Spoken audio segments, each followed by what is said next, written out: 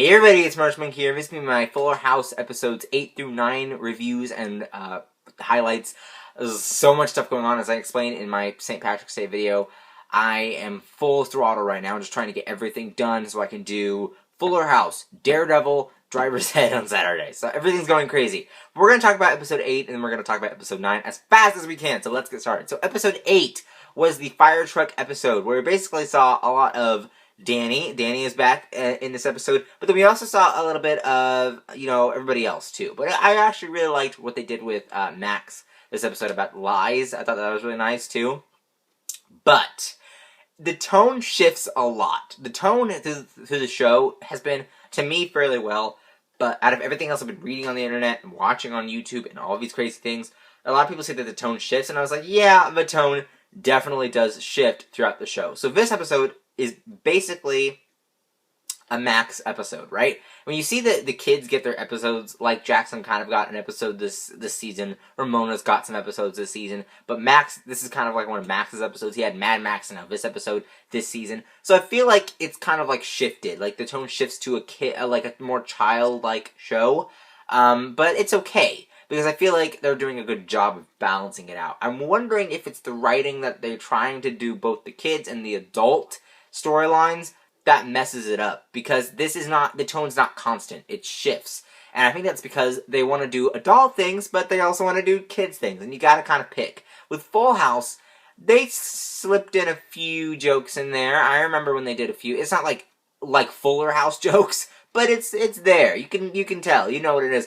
Now, I think that kids these days will know any reference you throw at them, but kids back then, they had no idea, right? So I think that it worked for them. Here, they throw them out, but they also try to rein it back in, and they can't do that. So I feel like the tone shifts a lot throughout this episode. But basically, Max has this lies, right? And so he gets this kid at his house, and this kind of reminded me of Michelle's friends back on Full House.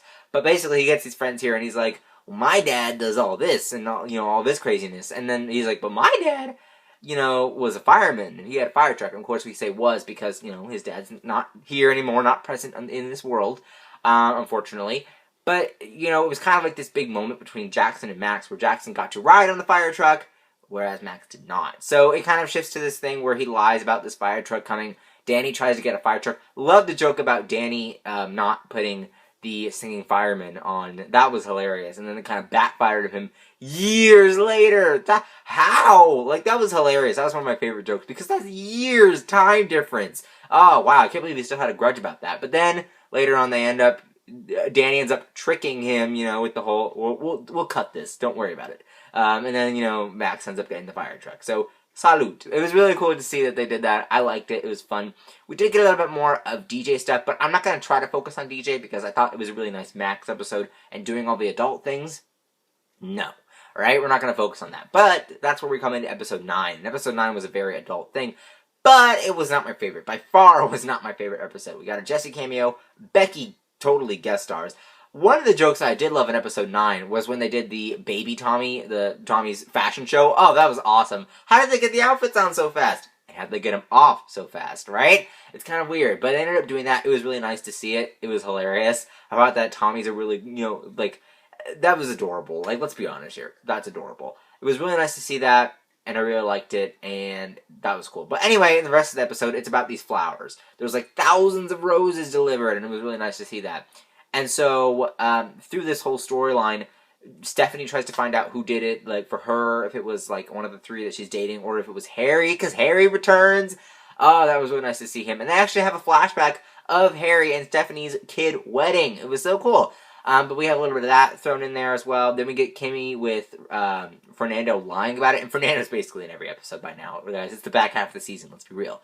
But he's, he's lying about it. And then DJ thinks that it was Matt, but it ends up being Jessie who gives all the flowers to Becky. And they kind of, rekindle this big thing. Even though the romance never died. But they kind of, sparked. The sparks flew, right? And that was really cool. I think this was also the episode, if I'm correct. Yes, it was. Where Jackson kind of got, this first kickstart with his relationship with Lola a little bit. They had the joke about Max eating the red M&Ms, the 999 red M&Ms, and 1 Skittle. And then also, the check yes or no box that kids usually do. But I think that's a little bit too outdated nowadays, right? That's a little bit of an outdated thing, but we're gonna keep it. We have phones now, we text, but we're gonna allow it, right? For Jackson's sake, because really, I think that Michael Campion and whoever plays Lola, she's not important enough to get her own name, but I didn't mean to know her name. But whoever plays both of them, they're doing a really good job of selling this kid romance, right? And I think Michael actually stated in an interview at the Ronald McDonald event that happened last year before the show dropped. Maybe it was last year, about the first kiss later on in the season and how he got his first kiss, right? And on camera, like that was his actual real life one.